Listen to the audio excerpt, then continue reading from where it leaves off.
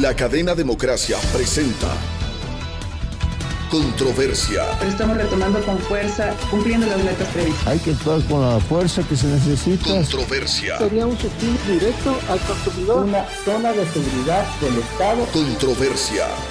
Temas relevantes analizados a profundidad. Controversia.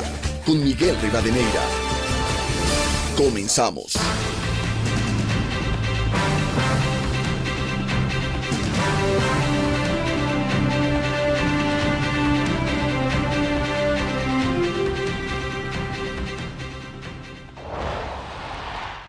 Un saludo cordial a los seguidores del programa Controversia en Escena a través de Exa FM, Democracia M y Democracia TV.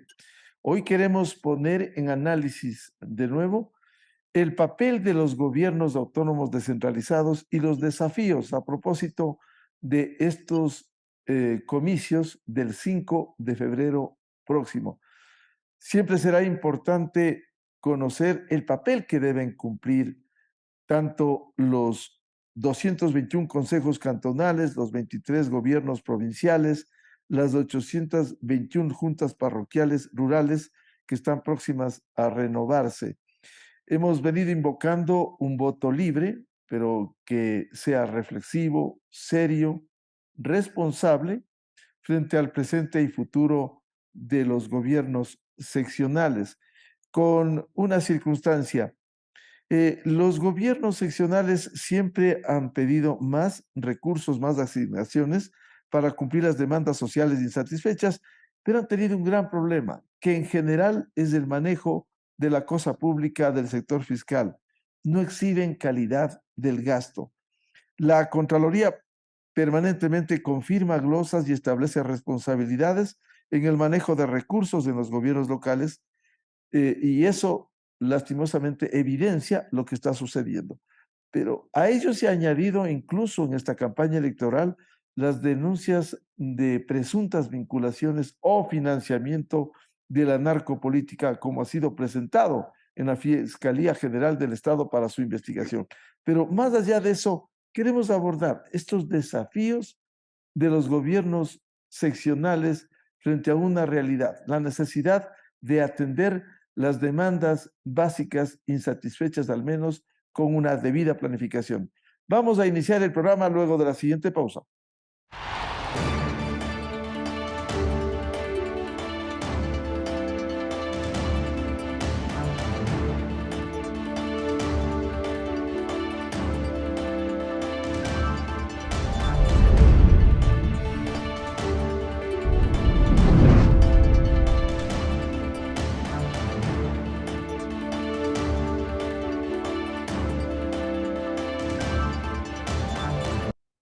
Reiteramos un saludo afectuoso a los seguidores del programa Controversia en Escena a través de Exa FM, Democracia M y Democracia TV.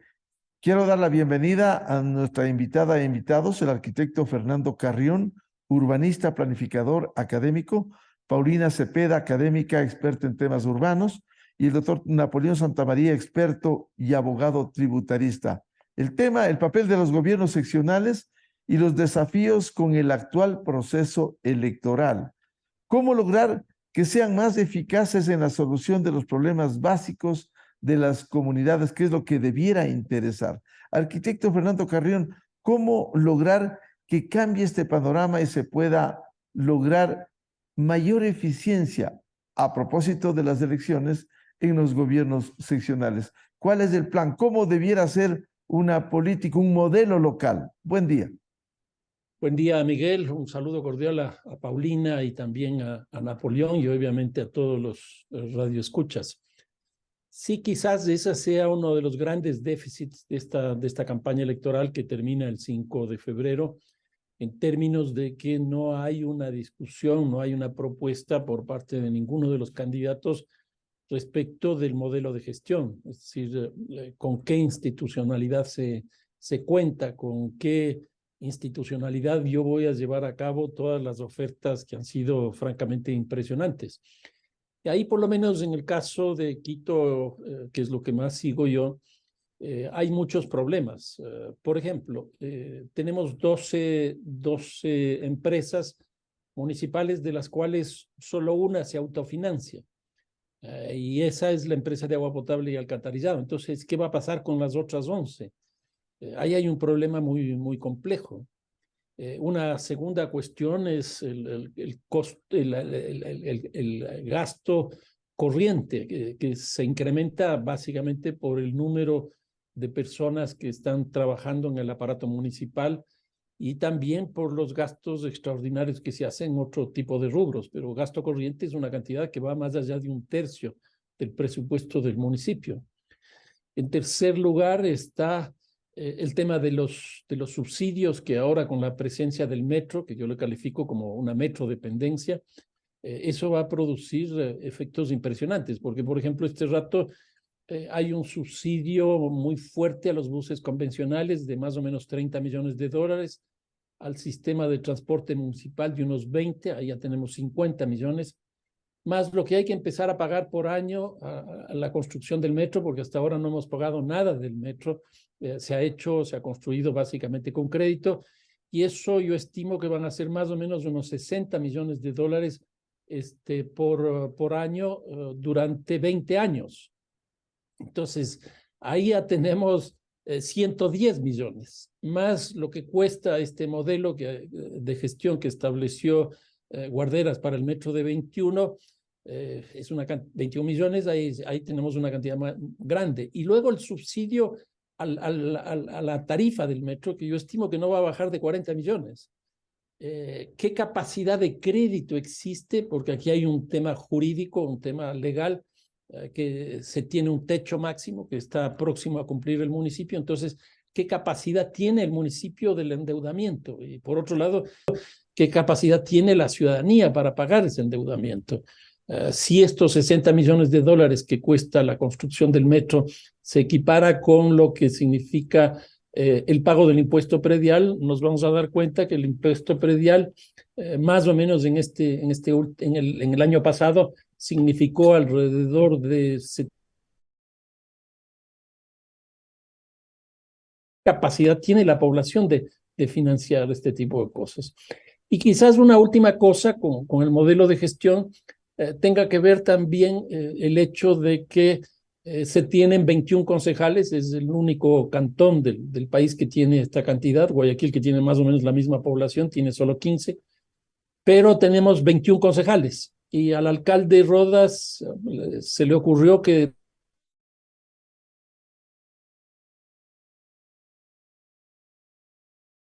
tiene 137 asambleístas y solo 15 comisiones permanentes, pues nos damos cuenta aquí que hay una irracionalidad.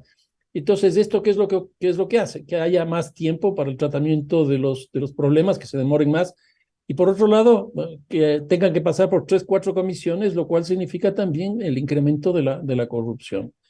En otras palabras, Miguel, yo veo que ningún candidato ha planteado una cosa de este tipo, sino que se han dedicado básicamente a las ofertas que surgen en las encuestas de opinión pública y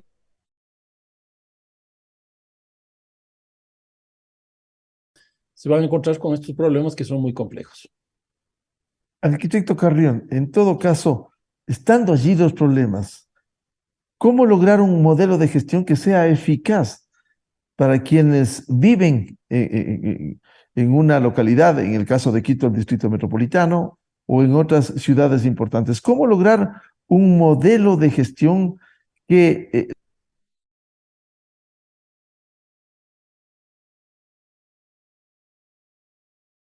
sobre estos puntos que yo estoy planteando? Bueno, Napoleón debe tener mucho más datos, pero la impresión que yo tengo es que en general los municipios en el Ecuador y el régimen seccional autónomo depende de los ingresos de transferencia del gobierno nacional. Por poner un par de ejemplos, el impuesto predial en Quito más o menos significa un 6% del presupuesto.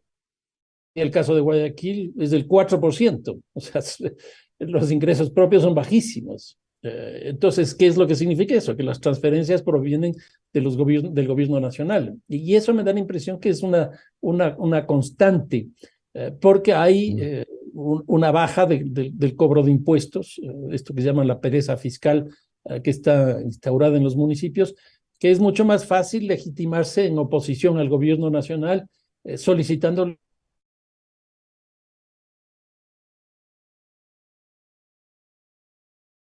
cantón o de una provincia, pues es ver cómo está su estructura presupuestaria, cómo está su estructura organizativa, para a partir de eso, pues poder definir cuáles pueden ser las líneas prioritarias y cómo enfrentar las soluciones de las mismas. Fernando, si ese es el porcentaje en Quito y Guayaquil, ¿qué decir de otros municipios en donde pequeña, dada la composición y el territorio que se administra en esos gobiernos descentralizados?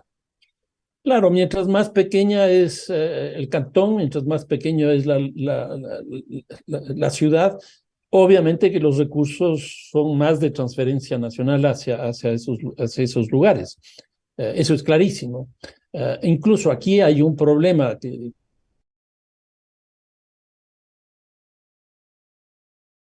para que se pueda tener un municipio se debe tener 50.000 personas, 50.000 habitantes en esa unidad territorial y hayan 10.000 en la capital, en la población concentrada. Entonces, ni siquiera legalmente eso existe, pero pues, aquí viene el tema de la política, el clientelismo, etcétera. Y en general los municipios pequeños, los recursos que obtienen son recursos de transferencia. Si los gobiernos grandes tienen esta lógica, pues a nivel local es mucho más claro.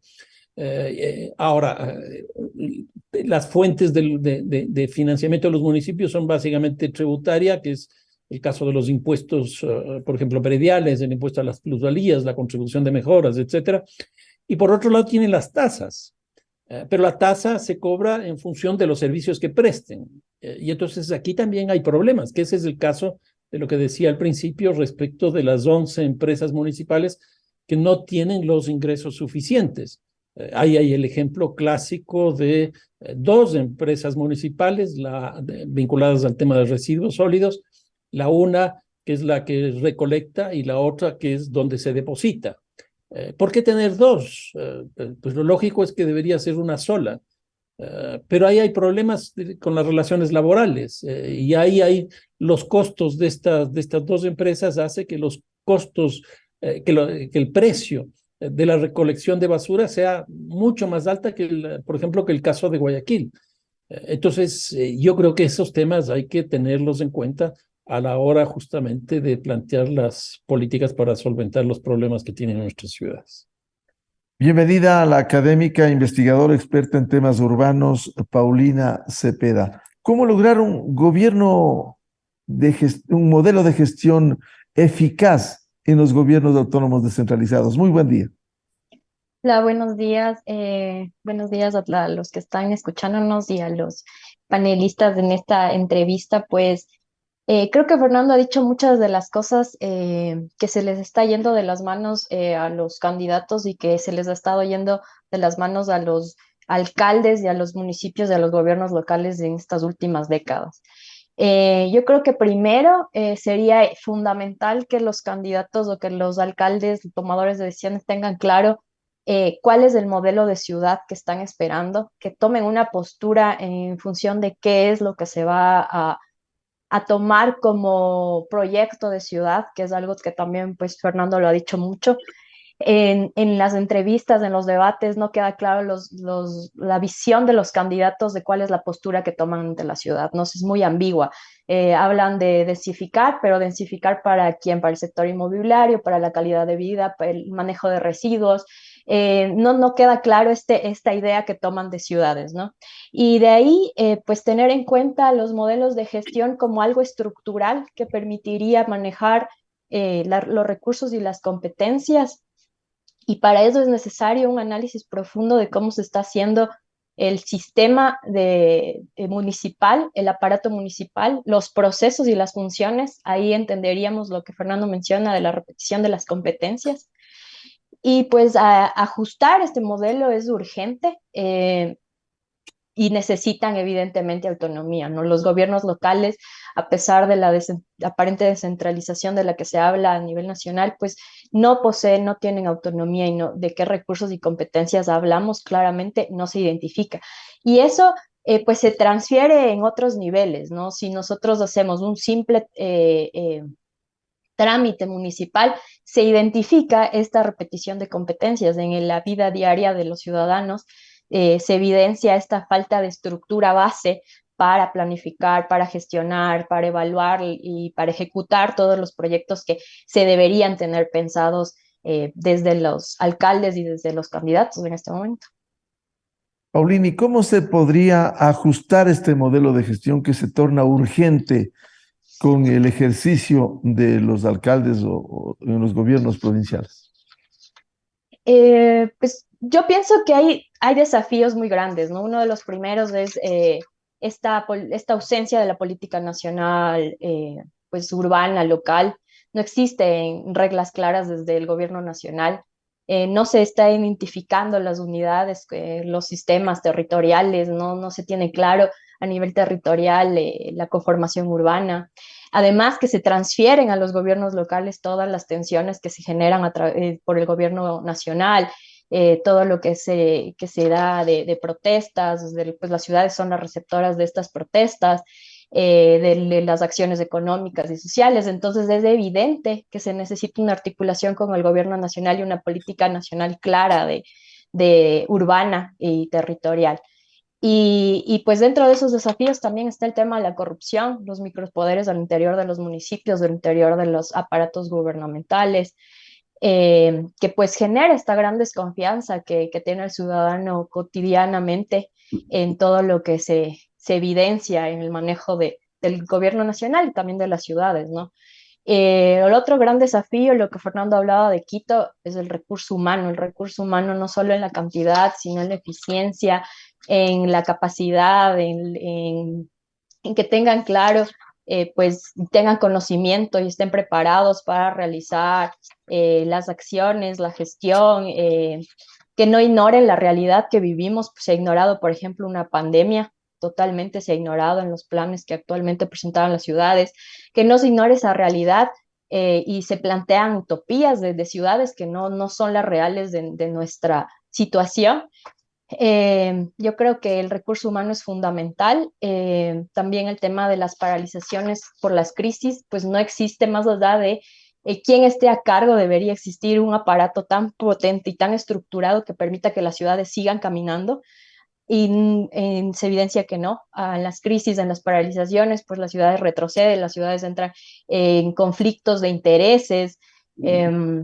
Entonces, yo creo que es fundamental, pues, generar un aparato tan estructural que evidentemente no puede ser perfecto, pero que por lo menos permita que se generen acciones cotidianas. Por ejemplo, si cae un alcalde, pues ya no se poda el césped. Es algo tan simple como manejo de parques, como gestión de la movilidad, como la paralización de las vías. Entonces yo creo que ese aparato estructural no existe.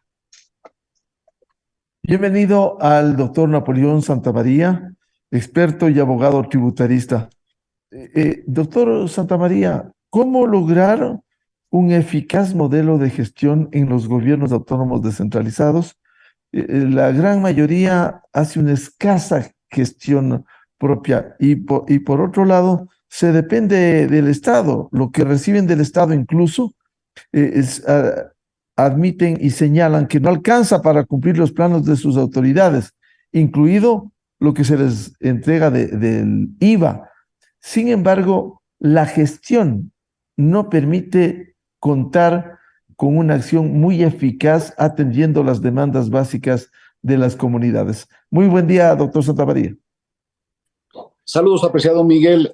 Fuerte abrazo para Fernando, Paulina y todos los amigos que nos dispensan con su amable atención. A ver, yo creo que tú preguntas, Miguel, ¿cómo hacemos un modelo de gestión eficiente? Yo creo que hay que empezar por el tema presupuestario y lamento que he escuchado debates, comentarios, etcétera, de candidatos de Quito, Guayaquil, etcétera, alcaldías, prefecturas, y nadie habla de lo esencial. No hay competencias, no hay políticas, planes o programas que se puedan ejecutar si no hay recursos. Así de fácil. A veces en el Ecuador nos perdemos en los principios básicos, en lo elemental. Entonces, primer comentario. ¿Cuánto le entregamos el gobierno central, el Estado, el país, los 18 millones de ecuatorianos a todos los consejos provinciales, municipios y juntas parroquiales. ¿Cuánto? Le entregamos el año anterior, 2022, 3.153 millones de dólares. Esto para que todos sigamos. ¿Y cuánto es esto? Bueno, esto es el 12% de todo el presupuesto general del país. El 12%. No es una quimera, ¿no? No es una cosa chiquita. El 12% de todo lo que produce este país, el presupuesto general del Estado, se va a los municipios. Muy bien. ¿Y esto es mucho o poco? Bueno, a salud le damos 3.300 millones. Bastante parecido a toda la salud pública, lo que les damos a municipio. Y a educación le damos 2.900. O sea, les damos más a los gobiernos seccionales que a toda la salud pública del Ecuador. Dimensionémoslo. Esto es sumamente importante. Elemento número 1. Elemento número 2. ¿Cómo es que cuánto y cómo les llegamos a entregar esto? Les llegamos a entregar, y ahí contesto tu pregunta, Miguel, y que yo creo que Fernando Paulino lo ha abordado, a través, el modelo de gestión está en la ley, se llama Modelo de Equidad Territorial, el famoso MET, ¿sí? Y a través del MET se asignan recursos a los gobiernos seccionales. Ahora, segundo entonces, ¿cómo funciona este MET? Estos 3.100, ¿cómo se distribuyen? Y ahí comenzamos a tener los primeros problemas. Le entregamos el 26% de esto a los consejos provinciales. Punto. ¿Qué valor agregado nos dan los consejos provinciales en las 24 provincias? Bueno, la respuesta es casi nada. Todo se va en gasto corriente, en corrupción, obras absolutamente ineficientes, no coordinadas, sin ningún plan de desarrollo, etc. Pero también le damos el 7% a juntas parroquiales. Son 189 millones que le damos a juntas parroquiales. ¿Dónde está ese dinero? ¿A dónde se va? ¿Qué eficiencia hay? La verdad es que en juntas parroquiales encontramos que casi el 92% se va al gasto corriente. Increíble. Y a los municipios, a 221 municipios le entregamos 2.112 millones, 67%. Así les entregamos a los señores. ¿De dónde? ¿De dónde el país, el Estado, los ecuatorianos sacamos 3.153 millones para entregarles a estos gobiernos? Bueno, el 21% de toda la recaudación tributaria le entregamos a este fondo para repartir en los GANs. Y el 10% de la regalía petrolera. Miguel y amigos, el año 2022 ya fue medio récord, porque la recaudación del 2022 fue récord. Y también las regalías petroleras fueron muy superiores a lo que pasó el 21, 20, 19, etc. Casi en la última década es lo que más les hemos asignado. Aquí hago un chascarrillo. Por eso están calladitos los señores prefectos, alcaldes y presidentes de juntas parroquiales, porque dinero han recibido. Punto. Cuarta idea. En el 2023 van a recibir aún más, mis queridos amigos. Lo inicialmente estimado es que pueden llegar a recibir 3.600 millones de dólares. Sería la asignación más grande del presupuesto general del Estado, por superior a salud. Esto hay que controlar. Ahora, esto en lo macro, aterricemos las ideas y como bien decía Miguel, adicionalmente les devolvemos el IVA, ¿no? El IVA de las farras que hacen porque traen artistas, todos saben traer artistas, ¿no? Y todos saben hacer excelentes eventos, reyertas y algazaras, y ahí les devolvemos el IVA cuando hacen esas obras faraónicas o obras que no les sirven a la ciudad, pero también les devolvemos el IVA, sin contar eso. Entonces, el tema está en que no podemos seguir teniendo, y les doy algunos datos que he preparado para que este modelo de equidad territorial, y esto sí hubiera querido que alguien que está para la alcaldía o la concejalía de Quito lo hable, es que, ¿qué pasa con la recaudación tributaria global del país? Me refiero. Quito aporta con el 49% de toda la tributación del país. Quito, la ciudad de Quito. ¿Sí?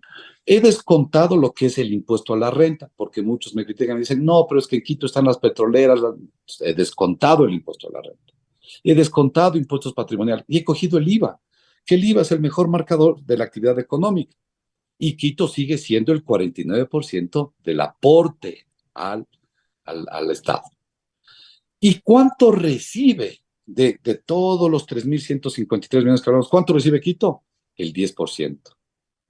Quito recibe 335 millones de dólares. Muy bien. ¿Y esto es mucho o poco? Bueno, comparémonos. Guayaquil le aporta al país el 25% de la recaudación, casi la mitad de Quito. ¿Y cuánto recibe? El 9%. Y entonces ahí yo digo, este modelo de equidad territorial parece que es modelo, pero no de equidad, sino de inequidad. Tema 1. Porque Fernando algo decía de que hay que tener esfuerzo fiscal. No podemos tener, perdón la expresión dura, no podemos tener municipios parias de un estado central. No podemos tener. Ya Fernando nos ha dado algunos datos de que algunos ni siquiera deberían ser. Yo voy a lo que conozco, en datos. Pero quiero salir del comentario de Quito Guayaquil para no polarizar y no poner estos peligrosos abonos a un regionalismo que definitivamente debe desaparecer. Vamos por otros lados. Cantones pequeñitos. Cojamos Pujilí. Pujilí le aporta al país 2. ¿Cuánto recibe? 35. No tiene sentido, no puede ser. ¿Cómo Quito, como les decía, aporta el 45%, 45 y recibe solo 10? Bueno, Pujilí aporta 2 y recibe 35. Vamos al Guavo. Y he cogido así cantones para que no irme al Guavo. Aporta el 5 y recibe 25. Hay provincias rarísimas, ¿no? Y cantones rarísimos. Quinindé aporta 4 y recibe 61. Pero Esmeraldas aporta los mismos 4 y recibe 30.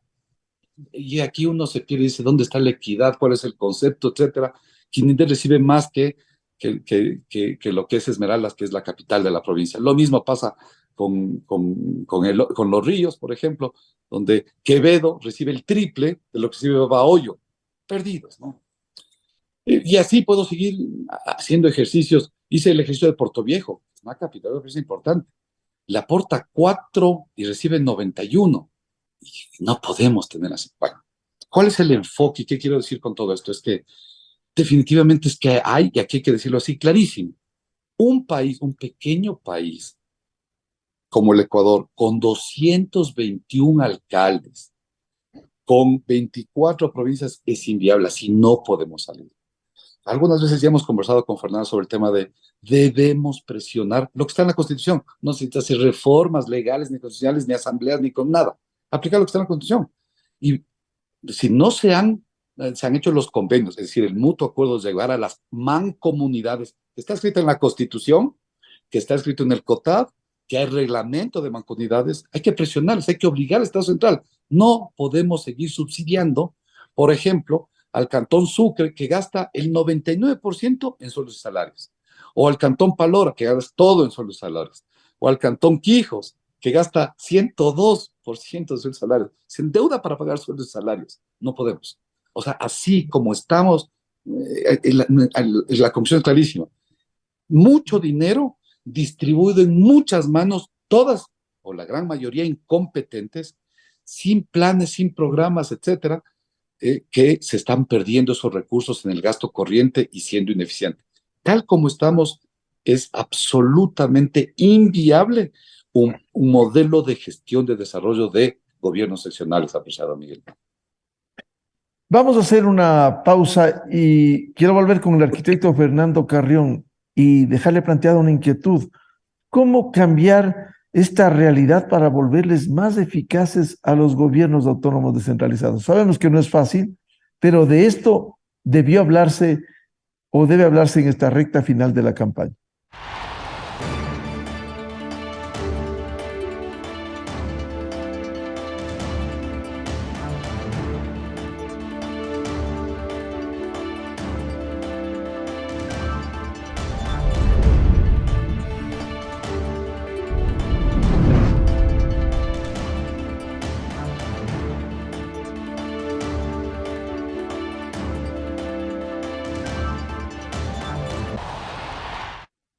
Este es el programa Controversia en Escena a través de Exa FM, Democracia M y Democracia TV. Participan el arquitecto Fernando Carrión, urbanista planificador académico, Paulina Cepeda, académica investigadora experto en temas urbanos, y el doctor Napoleón Santamaría, experto y abogado tributarista. El tema, el papel de los gobiernos seccionales y los desafíos a propósito del actual proceso electoral. Arquitecto Fernando Carrión, ¿cómo cambiar esto que ustedes nos han descrito? ¿Cómo se puede viabilizar a fin de volver más eficaces a los gobiernos locales? ¿Y qué es lo que interesa? Que se atiendan las principales necesidades de las comunidades? A ver, quizás ir en dos líneas. La una desde la perspectiva política, y yo creo que aquí hay que hacer una profunda reforma al Código de la Democracia. Yo creo que el Código de la Democracia nos trajo muchos problemas y me parece que eso tiene que ser modificado. Por ejemplo, no es posible que tengamos 272 organizaciones políticas. Eso es absurdo, porque eso a lo que conduce es a que en los procesos electorales como el que estamos viviendo tengamos muchos candidatos, y eso que ahora hemos tenido menos que en el 2019 gracias a una decisión del CNE que para el estímulo de alianzas lograron reducir casi el 30% de los candidatos. En Quito tuvimos en el 2019 18 candidatos, y ahora tenemos 12. Hay una reducción importante. Entonces, creo que una reforma al Código de la Democracia es fundamental. Uno, para tener menos candidatos, menos partidos políticos, pero creo que también hay que modificar esto de los distritos electorales. No es posible que solo la gente para llegar al Consejo se represente a partir de los distritos electorales. Yo creo que aquí hay que tener una representación parecida a la de la Asamblea, donde nosotros tenemos asambleístas nacionales y provinciales, y en el caso de los cantones, por ejemplo, en el de Quito, deberíamos tener representantes de los distritos electorales y de la totalidad del cantón. Y me parece que no tiene sentido que sean 21, es una cantidad muy grande. Guayaquil tiene exactamente la misma población que Quito y tiene 15 y funciona bien. Entonces, yo creo que ahí tiene que haber una cuestión de este tipo. Sí, bueno, esta sería la línea de la reforma política. Yo creo que también tiene que haber una reforma en el ámbito de lo que Napoleón nos ha contado, que me parecen datos muy interesantes, respecto de las transferencias, porque ahí lo que tenemos son muchísimos municipios que tienen una dependencia crónica de los recursos nacionales y ningún esfuerzo local. Yo sé que en algunos municipios eso es imposible, pero eso también depende del tipo de municipios que nosotros mismos vamos creando. Es decir, hay municipios que tienen una población de 1.000 habitantes. Yo conozco uno en la provincia de La Suay que tiene exactamente 1.200 habitantes. Entonces, yo creo que eso genera muchos problemas. Lo mismo respecto, por ejemplo, de la transferencia de recursos a las juntas parroquiales. Yo creo que aquí tiene que haber algo más que simplemente la junta parroquial sea una unidad de generación de empleo para la gente que trabaja ahí. Si se está haciendo esa transferencia de esa cantidad, que me parece importante, la que señala Napoleón, pues que sirva justamente para el desarrollo de los territorios. Entonces, yo creo que tiene que haber dos reformas. Una que es una reforma legal profunda en el ámbito del Código de la Democracia, y el otro en los criterios de las transferencias que están básicamente establecidos en el COTAD obviamente en la construcción del presupuesto nacional y sus mecanismos de distribución en el territorio. Arquitecto Carrión, ahora, la reforma legal, Asamblea Nacional, y se ha demostrado que no han tenido voluntad política para hacer cambios, porque han vivido de este ambiente de un sistema político prostituido con la exageración de más de 270 movimientos políticos. Y lo otro, las transferencias. Lo que hacen periódicamente los gobiernos autónomos descentralizados es reclamar más recursos, no importa lo que pase en cada localidad, en cada mancomunidad. ¿Cómo cambiar eso, arquitecto Carrión? Sí, claro, ahí ya nos vemos enfrentados a los problemas políticos que nuestro país tiene. Nosotros antes vivíamos preocupados por lo que llamábamos el conflicto de poderes que era entre el Ejecutivo y el Legislativo. Pero hoy día el conflicto de poderes es de Ejecutivo, Legislativo, Judicial, Consejo de Participación Ciudadana, Fiscalía, etcétera, etcétera, que hace que esto sea francamente inmanejable. Yo hice una propuesta hace más de un año de una reforma al Código de la Democracia, precisamente. Le entregué a la ministra de Gobierno, le entregué a la presidenta de la Asamblea y le entregué a la presidenta del CNE. Ni siquiera recibí una nota de haber recibido ese escrito. ¿Por qué? Porque me da la impresión que no les interesa, ¿no? Están en otras cosas. Entonces, por ejemplo, la Asamblea, yo no veo que haya una intención de generar un proceso de reforma relativamente importante. Ahí están problemas de esta contradicción o de este conflicto de poderes, donde cada uno tiene su propia lógica. Pero, por ejemplo, si nosotros no hacemos una reforma al Código de la Democracia para modificar las formas de representación, lo que va a seguir ocurriendo es que los presidentes que lleguen a esa función ejecutiva van a seguir teniendo estos problemas. Miren, el presidente Guillermo Lasso, con su partido en la asamblea lograron solo 12 asambleístas, 12 de 137. ¿Eso qué significa? 7-8%. Es decir, nada. Obviamente la asamblea se le iba a ir en contra. Entonces ahí hay que modificar eso. Y lo mismo, por ejemplo, en el caso de los municipios. Yo creo que esta es una elección, Miguel, donde básicamente lo que nosotros estamos eligiendo son concejales. Y aquí va a haber el problema en el ámbito del consejo. ¿Y por qué digo esto? Pongo los dos ejemplos de Quito y Guayaquil. En el caso de Guayaquil, la impresión que yo tengo es que va a haber una reelección de Cynthia Viteri. Ella obtuvo en las elecciones del 2019 54%. Pero de acuerdo a lo que he visto en la mayoría de las encuestas, ya estaría por debajo del 40%. Sí, en las elecciones del 2019 obtuvo la mayoría de concejales, por eso no ha tenido problema con el Consejo. En estas elecciones lo que va a tener es problemas con el Consejo porque no va a tener una mayoría en el Consejo. Va a tener por lo menos 3 bloques. El social cristiano, el de Jimmy Jairala y el de Aquiles Álvarez. Con lo cual, la impresión que yo tengo es que Guayaquil va a cerrar el modelo de Guayaquil, el modelo exitoso de Guayaquil, que ha tenido 30 años. Entonces, ahí hay un problema real, que es el consejo. Entonces, lo que estamos eligiendo ahí es un consejo. En el caso de Quito, la cosa me parece que es exactamente igual. Independientemente de que gane, de la persona que gane, no hay uno solo de los candidatos, que en casi todas las encuestas está Jorge Yunda primero, no hay ni un solo candidato que sobrepase lo que Jorge Yunda ganó en el 2019, que fue 21%.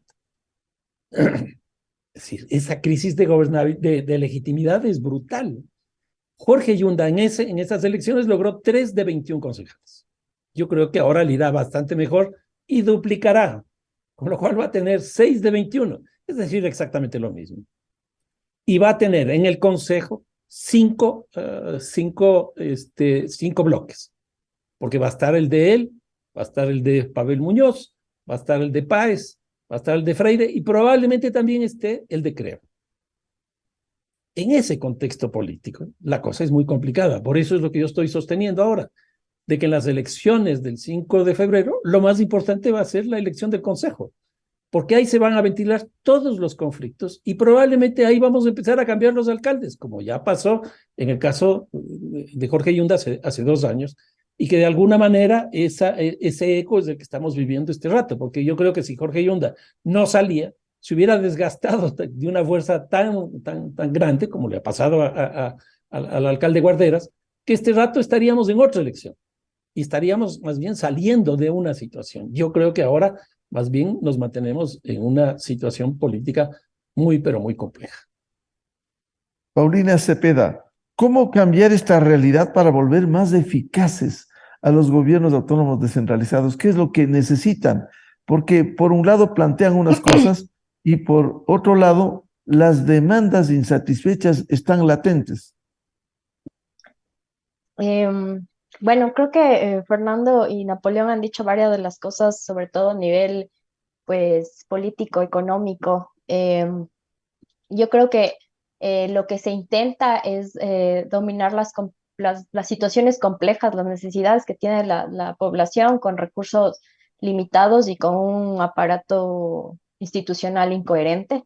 Entonces, realmente, pues, la crisis que tanto se ha hablado, no creo que solo empiece a minorar, sino que va a crecer exponencialmente si no revisamos exactamente qué es lo que está sucediendo actualmente. Tenemos modelos tradicionales, burocráticos, clientelares, que responden totalmente pues, a lo que dicen a un legislativo que, en el caso de los gobiernos locales, a los consejos, que no hacen realmente su trabajo, que no están aprobando ordenanzas, que no están revisando, fiscalizando los proyectos que se prevé hacer en las ciudades, que responden pues a todo esto que digo clientelar, tienen ellos pues esta injerencia un poco contradictoria en las empresas públicas, en el caso de Quito. Entonces, el tema de lo que mencionaba Fernando, el tema de legitimidad de los alcaldes, en las elecciones vamos a evidenciar la fragmentación que tiene el territorio, que tiene la ciudad. Por ejemplo, en Quito se vio en el 2019 los sectores más populares por quienes están votando, los sectores más élites por quienes están votando, están respondiendo cada uno a sus intereses. No respondemos a un interés de ciudad en colectivo, no existe. Y la crisis significa la pérdida de identidad ciudadana, que evidentemente aumenta toda la situación de gobernabilidad, de crisis de gobernabilidad. Lo que mencionaba Napoleón del tema de los recursos al interior de no solo la asignación presupuestaria nacional, sino también el manejo, y que no se está ejecutando los presupuestos municipales de los gobiernos locales. En Quito, por ejemplo, pues sí, según los datos que tenemos, se está yendo en movilidad y en el pago de sueldos a los funcionarios un 70-75%, es decir, que con un 25 o un 30% no queda claro cómo van a ejecutar los alcaldes, los candidatos, sus grandes proyectos, insisto, utópicos, en tema de vivienda, en tema de ambiente, en tema de cultura, de educación, de residuos, de riesgo, un 30% del presupuesto. Entonces, los limitados recursos, no hay instituciones ni reglas claras, hay fuertes vacíos al interior, hay fuertes flexibilizaciones y toma de decisiones subjetivas en los planes y en las políticas urbanas que se están ejecutando y que recientemente se aprobaron, como los planes de uso de suelo y el plan de desarrollo. Hay muchos vacíos al interior de estas. Entonces, pues realmente yo creo que ante eso es dejar de ver a la ciudad como un laboratorio, como un espacio de poder y de intereses, y empezarlo a ver como es en su realidad y en su compleja situación, articulando pues estas negociaciones necesarias con el gobierno nacional. Por ejemplo, en el caso de Quito, en el tema del pago del metro de Quito, cómo se va a gestionar ese pago, a partir de eso, cómo van a poder hacer todas las obras que prevén hacer, ¿no? Entonces, yo creo que más que respuestas salen preguntas a cómo lo van a hacer. Es evidente que no hay un escenario positivo ante esta situación de crisis que hemos venido acumulando, yo creo, en estas 2 últimas décadas.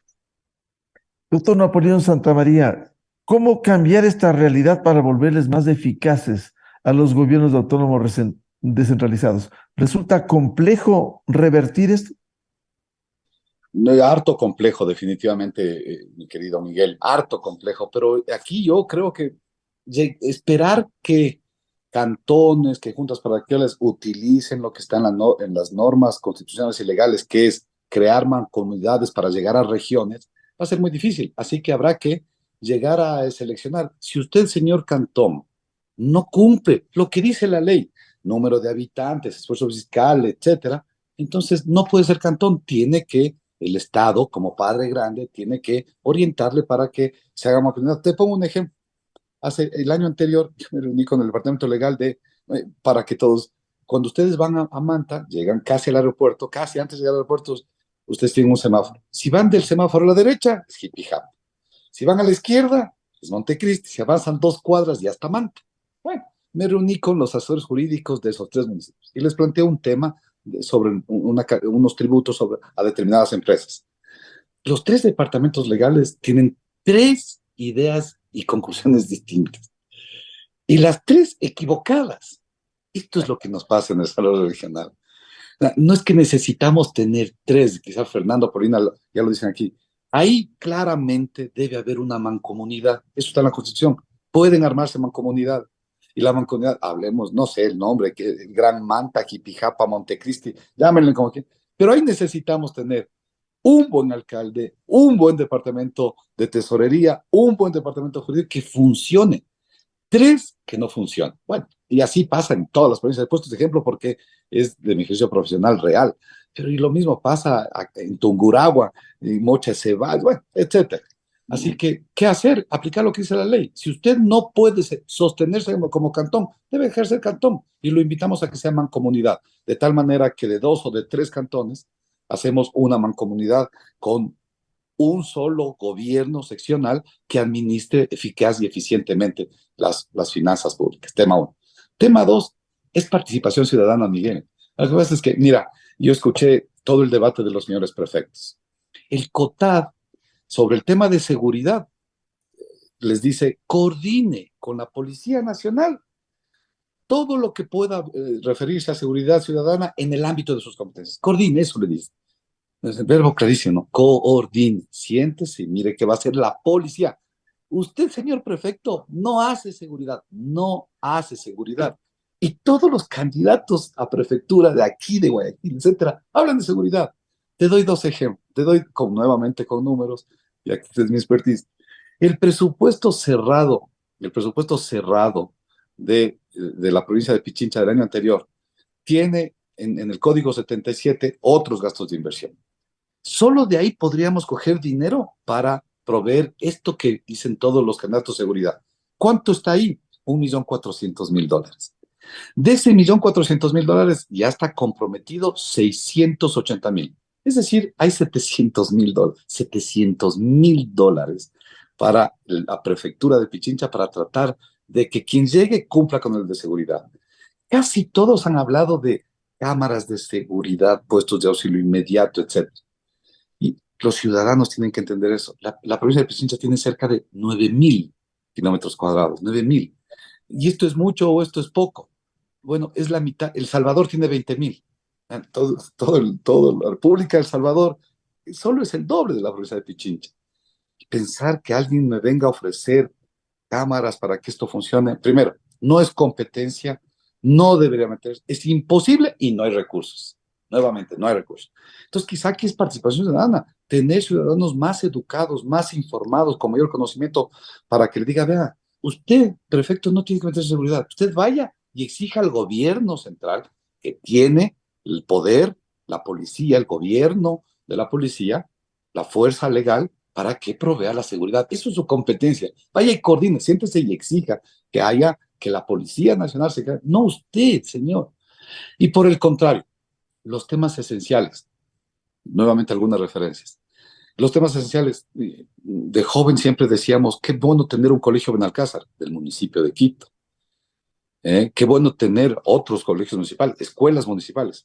Bueno, durante los últimos 17 años, lo que han hecho los 3 municipios, lo que han hecho es realocar escuelas y colegios a gran escala, ¿no? A gran escala municipales, ¿sí? Excepto 2 pequeños casos de creación de un colegio y de una escuela, ¿sí? 17 años, 221 alcaldes. Súmate más o menos, estamos hablando de traído valor presente. Si hoy es 3.000 millones, 17 años, será más o menos 45.000 millones de dólares. Y se han creado 2 colegios en todo el país. Es que ese es el desenfoque. Yo no quiero alcaldes, no quiero prefectos que se metan en lo que no saben, no pueden y no tienen plata para hacer seguridad. Vayan a hacer lo que les compete hacer. Vivienda popular en sector rural, eso tiene que hacer un prefecto. Háblenme de esos planes. Usted tiene que dedicarse a desarrollar los campos a través de riego, vías de acceso. De eso dedíquese usted. Y creo que Fernando y Paulina han mapeado el caos que es Quito, ¿no? En resumen, del 100% del presupuesto de Quito, el 83% está comprometido, no hay nada que hacer. Quizá por eso el alcalde, el último, señor Guarderas, está haciendo aquí algo, pavimentando esta callecita de acá, esta avenida de acá, alguna cosita decorativa. Pero lo que quiero concluir es, el tema es que necesitamos orientar mejor a nuestros gobernantes, pero necesitamos tener una mejor calidad de ciudadano, que entiendan esto, que comprendan esto, que exijan esto. Pero si el ciudadano está contento porque el prefecto le dice que le va a dar seguridad, entonces no sabe ese ciudadano que le está mintiendo, que no le va a cumplir y que va a ser, por lo tanto, un prefecto fallido. Si el ciudadano estuviera bien informado y con conocimiento, le dijera, "Vea, no me hable de esto, hábleme de lo que le compete". Y tres, finalmente, que creo que Fernando hace una lectura política interesante. No la repito porque es interesante y es verdad. Lo que vamos es en cada uno de los cantones a elegir concejales, ediles, para que nuevamente las fuerzas del Consejo Edilicio sea la que decida. ¿Y qué me preocupa de eso? La ingobernabilidad. Si es que el señor Yundas llegase, desgraciadamente para Quito, porque Quito tiene que hablar de temas ambientales. Yo estuve en Bogotá, participé como consultor externo en Medellín de cómo crear impuestos municipales, por ejemplo, a la contaminación ambiental, al CO2 que se emite a la atmósfera, municipalmente hablando, ¿no? En Quito todavía no tenemos ese nivel de debates, no estamos aquí hablando del bordillo, la acera y la calzada.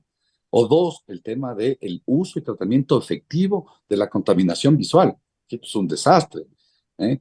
O del uso de los plásticos a nivel municipal. O sea, los temas importantes todavía no se llegan a tratar porque tenemos pésimos candidatos, pero también tenemos ciudadanos que no se ocupan de aprender, de informarse y de entender qué son los gobiernos seccionales.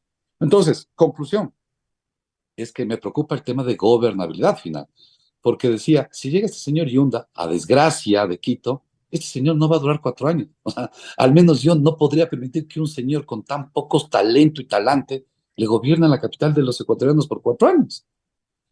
Y lo que vamos a tener es una ciudad nuevamente colapsada, una ciudad que no avanza, una capital que no prevé otro tipo de cosas, que, bueno, no me quisiera extender, pero hay otros temas de análisis y Fernando es medio especialista en arquitecto, los ejemplos de Sao Paulo y Brasilia, cómo pensar, descentralizar. No, Quito todavía estamos con un nivel de pensamiento muy pequeño. No quiero citarle al expresidente Lenín Moreno, porque no es de mi agrado, me pareció una persona muy ineficiente. Pero si algo dijo de verdad este señor es que sí, necesitamos unos mejores ciudadanos para exigir tener mejores gobernantes. Vamos a hacer una pausa y volvemos con el arquitecto Fernando Carrión. Si uno es el discurso a propósito de esta campaña electoral y otra la realidad, ¿cómo enfrentar estos hechos?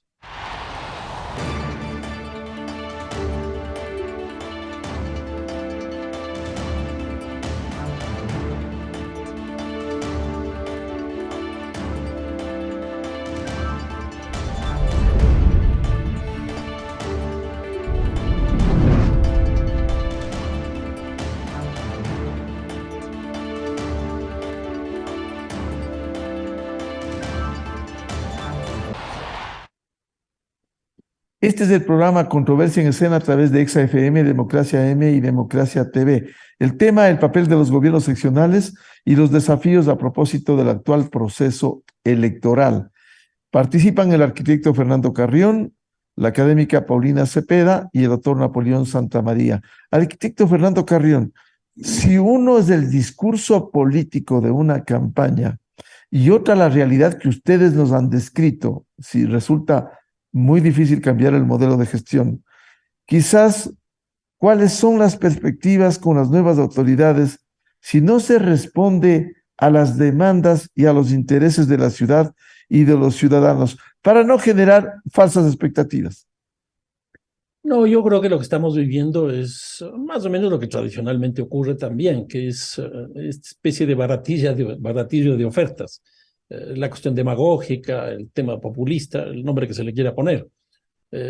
Por decir algo, el tema del metro. El tema del metro, financiar la construcción son 1.250 millones de dólares.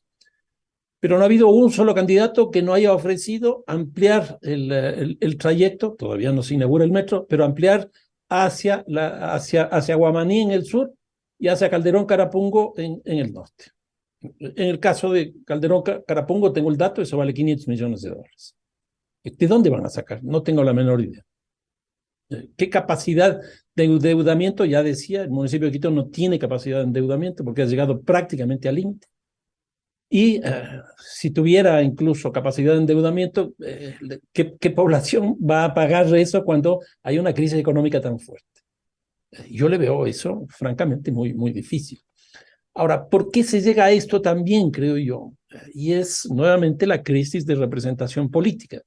Ustedes recordarán, probablemente vieron los debates ahí tenía dos líneas. Uno, la línea del estratega político, del de marketing político, que le decía tal cosa, y eso es lo que hacía y eso es lo que decía. O la otra es que como no tenía recursos, decía cualquier cosa. Entonces, uno no ve atrás de eso una posición política. Si nosotros tuviéramos partidos políticos, las cosas serían totalmente distintas, porque cada uno estaría inmerso en una visión ideológica, en una visión de tendencias políticas, etcétera, etcétera, y no esta cosa que es absolutamente anodina.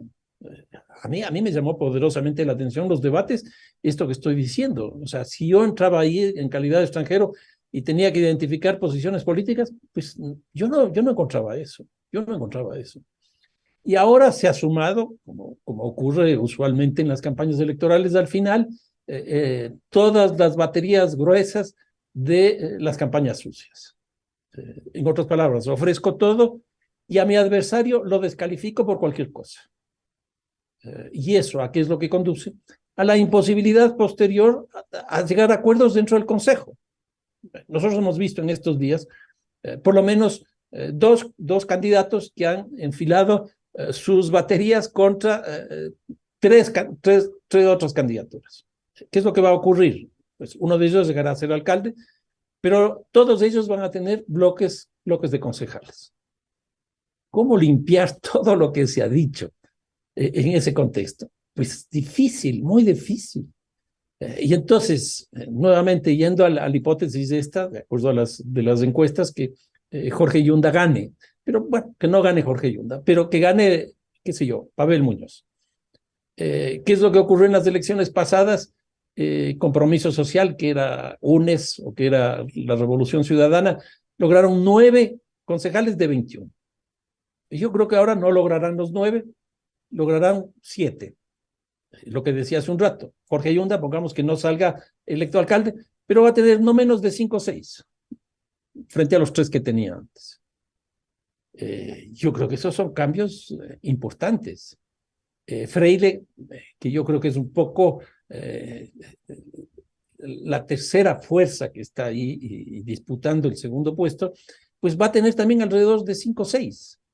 Entonces, el equilibrio de fuerzas en los bloques va a ser tan fuerte que van a llegar a un nivel de paralización que va a ser, francamente, muy difícil generar un nivel de gobernabilidad. En otras palabras, el alcalde electo en Quito tendrá crisis de legitimidad porque va a tener alrededor de 20 puntos, es decir, el 80% no votó por él. Y la segunda cosa, un problema de gobernabilidad, porque no va a tener el control del Consejo, y ahí se va a ventilar muchos de los problemas, como ha ocurrido ahora. Hoy día tenemos, por ejemplo, 4 candidatos que surgieron del Consejo pasado, que fueron concejales y concejalas. Yo creo que a ninguno de ellos les va a ir bien, pero lo que revela eso es que la fiscalización que estaban haciendo dentro del Consejo era una fiscalización con un gran contenido político, que era postularse a las elecciones. Y que creo que no les va a resultar. Yo creo que no les va a resultar. Entonces, en ese contexto, legislar y fiscalizar va a ser francamente muy difícil porque para eso se necesita construir mayorías y construir mayorías con 5 bloques, con un consejo de 21 concejales, yo le veo francamente muy difícil. Paulina Cepeda, con este entorno como nos ha descrito tanto Napoleón Santamaría cuanto Fernando Carrión, va a resultar difícil la gobernabilidad y cambiar este modelo de gestión que requieren las ciudades, como es el caso de Quito. Sí, totalmente. Yo creo que es una situación muy preocupante a nivel de los gobiernos locales y hablando principalmente pues de la capital de Quito.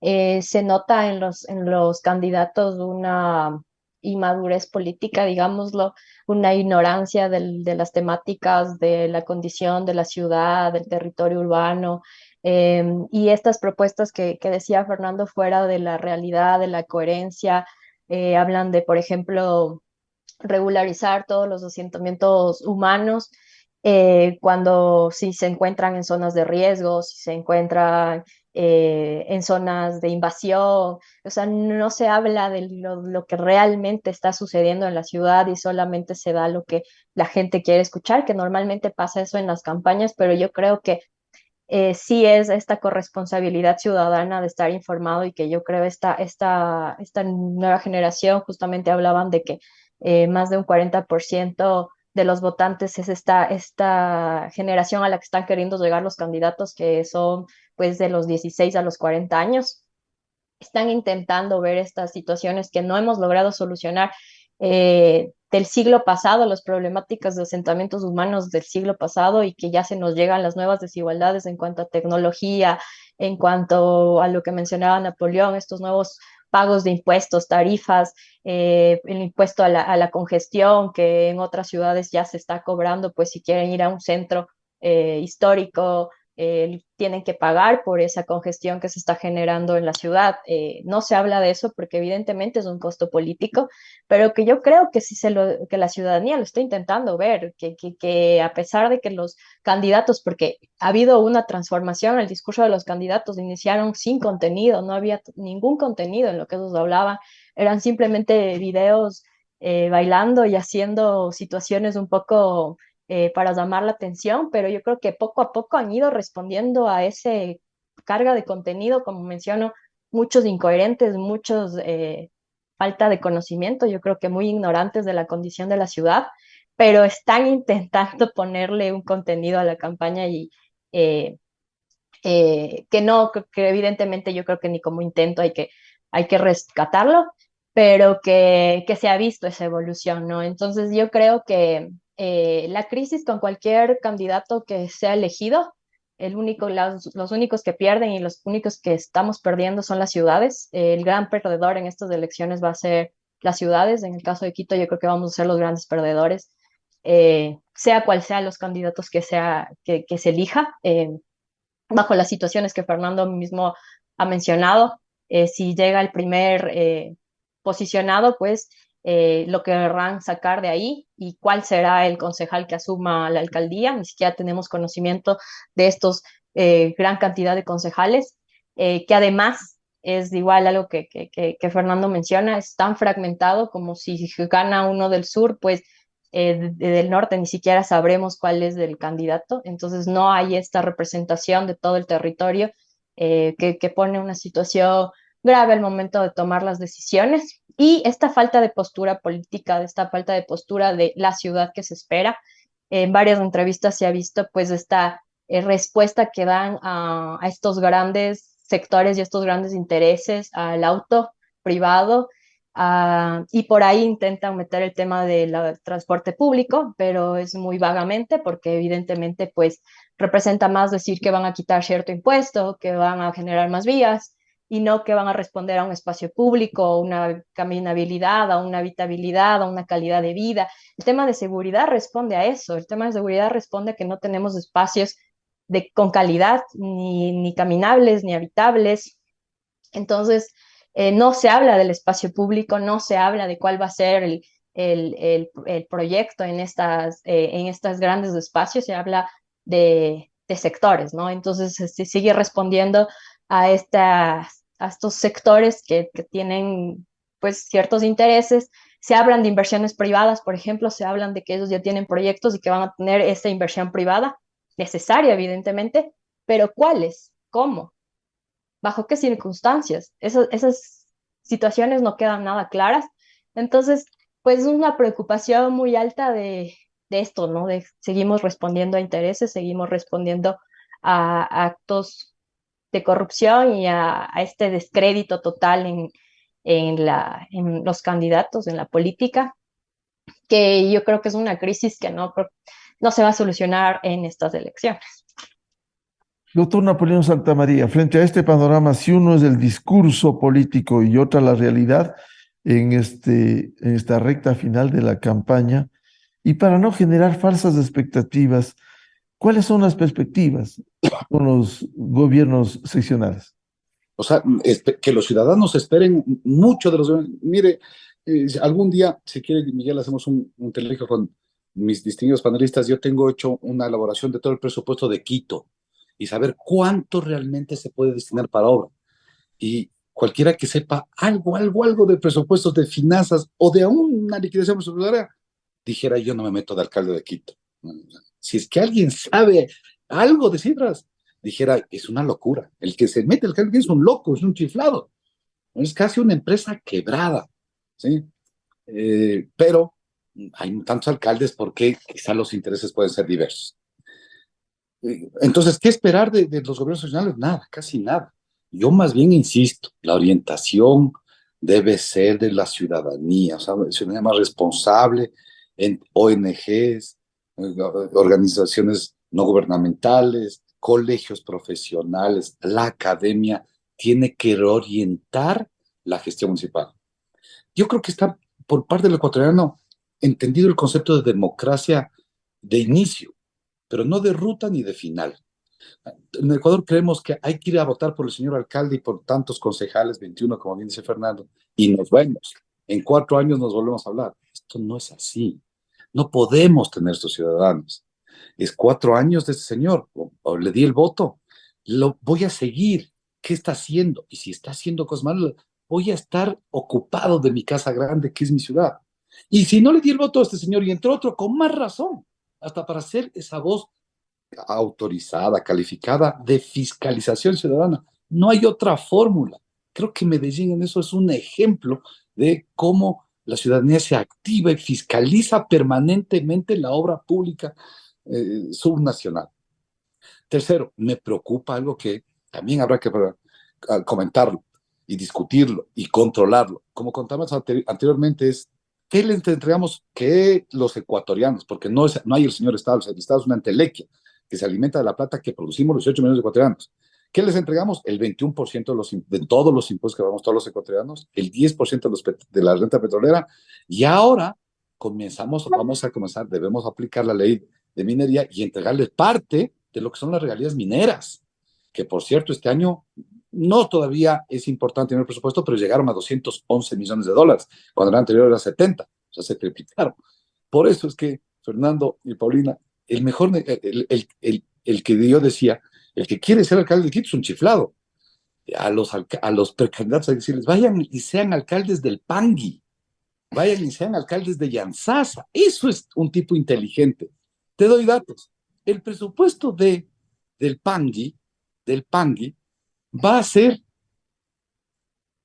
96 millones de dólares, incluyendo el porcentaje de regalías petroleras. Claro, porque están las empresas mineras grandes. Y esto es mucho, es poco. Es más que el presupuesto de Manta, por poner una cifra así. Y el de Yanzasa va a ser 60 millones, muchísimo más que, por ejemplo, con el de Baños o el de Lago el Putumayo, Sushufindi, Salinas, Santa Elena. Son chiquitos. ¿Por qué pasa esto? Porque esos municipios tienen estas ventajas de la ley de turismo, de la ley de minería, perdón. Entonces ahí nuevamente al modelo. El modelo de equidad territorial, este famoso MET, no se ha discutido en el país y eso tenemos que sentarnos a hablar.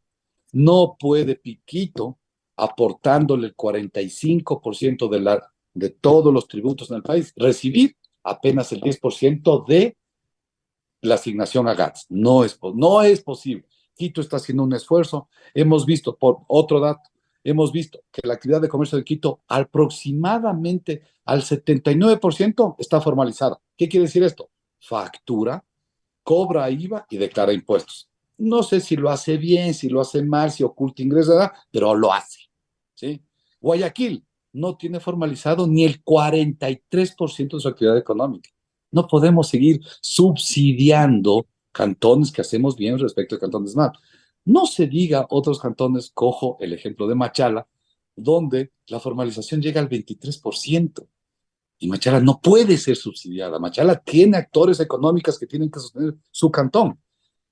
Resumen, yo voy a que la gran discusión es financiera, es presupuestaria.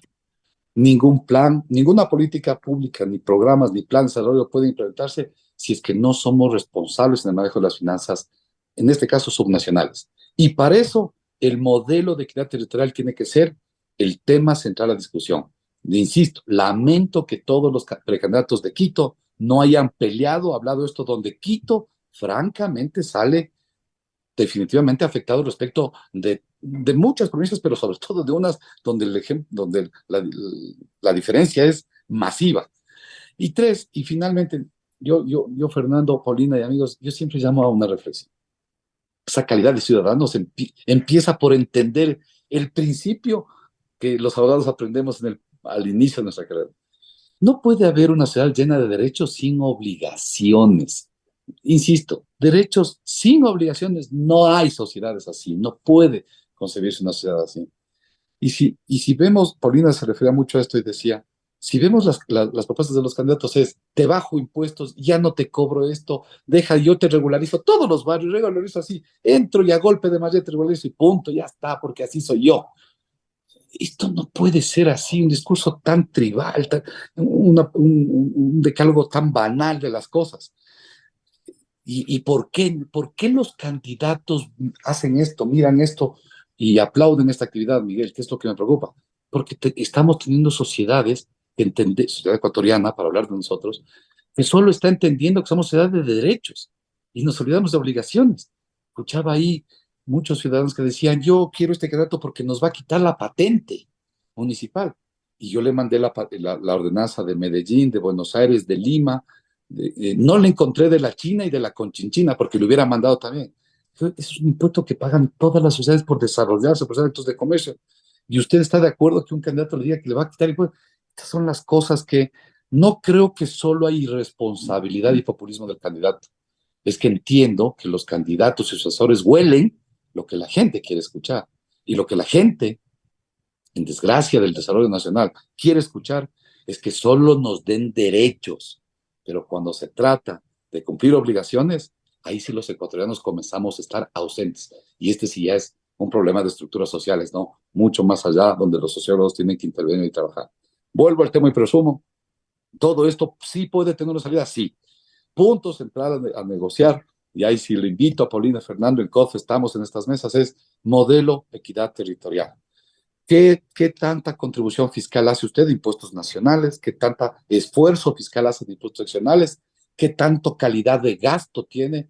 ¿Cuál es su programa de desarrollo y su orientación de políticas públicas claras? Y en base de eso, el papá Estado, porque en este caso es el papá Estado que sostiene a los municipios, le asigna sobre... Usted no tiene plan de desarrollo, no hace esfuerzo fiscal, entonces le asignamos poquísimo. Y tenemos que, con la letra con sangre entra, volver a las escuelas de los 70 o de los 80. Si no quieren estos municipios cambiar por los buenos, tendremos que ajustar las correas para que esto finalmente cambie por la fuerza del Estado central. Así, insisto. Muchas gracias por ilustrarnos para conocer, concienciar sobre el papel de los gobiernos seccionales, los desafíos a propósito de este proceso electoral y volver a hablar de lo que debiera ser un cambio estructural, un modelo de gestión, el modelo de equidad territorial que necesitan los gobiernos autónomos descentralizados. Muchas gracias al arquitecto Fernando Carrión, a la académica Paulina Cepeda y al doctor Napoleón Santamaría por su aporte y su análisis sobre los gobiernos autónomos descentralizados y estas elecciones que invocamos ejercer un voto libre, pero un voto serio, reflexivo y responsable. Muy amables. Saludos Abrazos, y espero saludos. que el 6 de febrero no amanezcamos con chuchaquis todos. Saludos a todos. Ya. Muchas gracias. A los seguidores del programa Controversia en Escena a través de Exa FM, Democracia M y Democracia TV, les agradecemos y les deseamos un feliz fin de semana. Muy buen día.